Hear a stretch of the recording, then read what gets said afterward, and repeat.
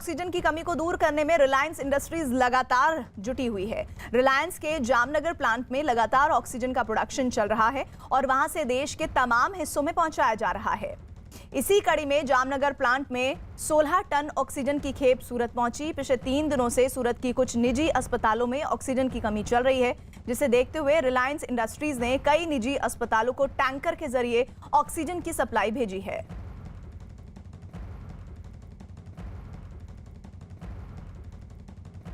Corona महामारी की इस दूसरी लहर ने पूरी दुनिया को अपनी चपेट में ले रखा है। दुनिया भर में कोरोना की वजह से जान गंवाने वालों का आंकड़ा भी तेजी से बढ़ रहा है। वहीं कोरोना के फ्रंटलाइन वॉरियर्स हर दिन अपनी जान हथेली पर रखकर इस महामारी से न सिर्फ लड़ रहे हैं, बल्कि अपनी जाबाजी से उसे काफी हद तक मात भी दे रहे हैं। ऐसे ही एक कोरोना योद्धा है जम्मू के सोमनाथ डब गोत्रा, जो हर वक्त अपनी एम्बुलेंस लेकर लोगों की मदद करने को तैयार रहते हैं। वो सिर्फ अपनी एम्बुलेंस से मरीजों को अस्पताल ही नहीं पहुंचाते, उनके लिए ऑक्सीजन का भी इस्तेमाल अपने जो इंतजाम है वो एम्बुलेंस में रखते हैं। जम्मू के नानक नगर इलाके में मजदूरों का काम करने वाला अमरजीत के लिए सोमनाथ किसी देवदूत की तरह सामने आए। सोमनाथ ने बताया कि पिछले साल भी कोरोना के इस काल के दौरान उन्होंने लंगर लगाकर लोगों की सेवा की थी और इस बार वो अपने डब गोत्रा चैरिटेबल ट्रस्ट की तरफ से लोगों को ऑक्सीजन वाली एम्बुलेंस मुहैया करवाने में लगे हैं।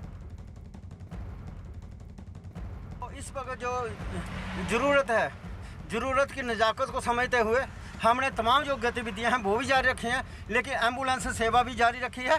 और ख़ास का जो सिस्टम आते हैं थोड़े से कि हो सकता है इसको कोरोना पॉजिटिव हो, तो हम कभी पीछे नहीं हटते। ऐसे मैं आपसे शेयर कर रहा हूँ कि आज का जो एपिसोड था कि डबगोत्रा चैरिटेबल ट्रस्ट का मैं चेयरमैन हूँ। मैंने अपना डायरेक्ट नंबर दिए हुए हैं, किसी असिस्टेंट का या सेक्रेटरी का नंबर नहीं दिया है। और रात को 2 बजे 3 बजे जब भी किसी को ज़रूरत पड़े, ऑक्सीजन की पड़े, एम्बुलेंस की पड़े या और कहीं हम उनके काम आ जाए, हम पूरी ज़रूरत उनकी पूरी करते हैं। और कोरोना महामारी की चपेट में आने से बचने के लिए शासन और प्रशासन अपने अपने तरीके से कायदा और कानून बना रहे हैं। कोरोना को लेकर जागरूकता फैलाने का अनोखा तरीका गुना जिले में नजर आया है। यहाँ 2 समाज सेवी और प्रशासन के कर्मचारी रावण और कोरोना वायरस की शक्ल सूरत धारण करके लोगों को जागरूक कर रहे हैं और इन लोगों के इस प्रयास का लोग मजा भी ले रहे हैं और इनकी इस कोशिश की सराहना भी हो रही है।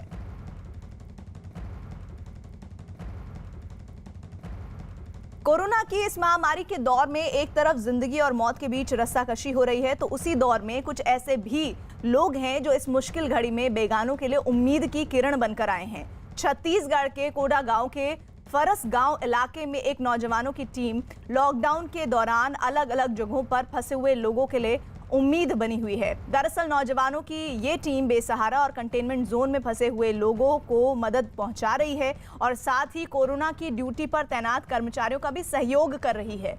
कंटेनमेंट जोन में जिनके पास खाने का सामान नहीं है, उनके लिए खाने पीने का इंतजाम कर रहे हैं। जरूरतमंद लोगों के घरों तक राशन पहुंचा रहे हैं और साथ ही लोगों को जागरूक करके दूसरों को भी जरूरतमंदों की मदद करने के लिए प्रेरित कर रहे हैं। कंटेनमेंट जोन है जिनमें कुछ ज़रूरतमंद गरीब लोगों के पास राशन की आवश्यकता थी। हमारी संस्था ने उन लोगों को राशन की व्यवस्था उनके पास जाकर के और सोशल डिस्टेंसिंग के साथ उनकी व्यवस्था को पूरा किया है।